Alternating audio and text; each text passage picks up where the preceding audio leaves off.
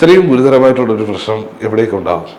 MLA ഇരിക്കുന്നത് CPM party ഓഫീസിലാണ്, area committee ഓഫീസിലാണ്. അവിടെ പോയി MLAയെ കാണാൻ പറ്റുന്ന ആളുകൾ മാത്രം കണ്ടാൽ മതി എന്നുള്ളതാണ് MLAയുടെ നിലപാട്. CPM ഏരിയ കമ്മിറ്റി ഓഫീസിൽ പോയി ആരൊക്കെയാണ് MLA കാണുന്നത്? അപ്പോൾ അവർക്ക് വേണ്ട ആളുകൾ പോയി കാണും. അപ്പോൾ MLA ഒരാൾ തിരഞ്ഞെടുക്കപ്പെട്ടാൽ ഞാൻ CPM കോൺഗ്രസിൻ്റെയും BJPയുടെയും മുസ്ലിം ലീഗിൻ്റെയും MLA ആണെന്ന് അവർക്ക് തോന്നണം. ആ തോന്നൽ നിലവിൽ MLAക്ക് ഉണ്ടായിട്ടില്ല.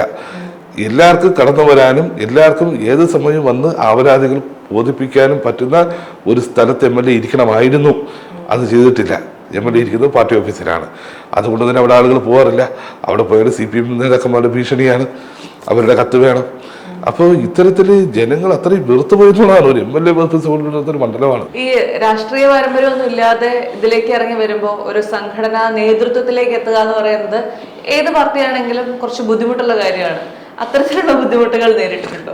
ഓരോ സമയത്തും ഓരോ ഘട്ടത്തിലും അതാത് സംഘടനകൾ AVP-യിലായിരുന്ന സമയത്തും യുവമോർച്ചയിലായിരുന്ന സമയത്തും പാർട്ടിയിലായിരുന്ന സമയത്തും അതാത് സമയത്ത് അതാത് നേതൃത്വങ്ങൾ ഏൽപ്പിക്കുന്ന കാര്യങ്ങൾ ചെയ്തു പോകുന്നു എന്നുള്ളതാണ് പാർട്ടിയുടെ.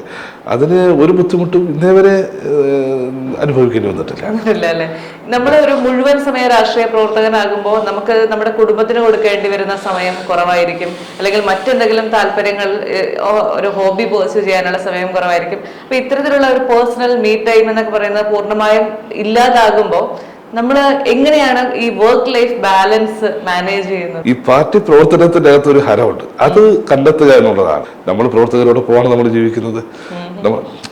പൂർണ്ണമായും അങ്ങനെയല്ല, പക്ഷെ എന്നാലും നമുക്ക് ഈ പറഞ്ഞ പോലെ ഈ എല്ലാ കാര്യങ്ങളും ഇതിനകത്ത് നടക്കും.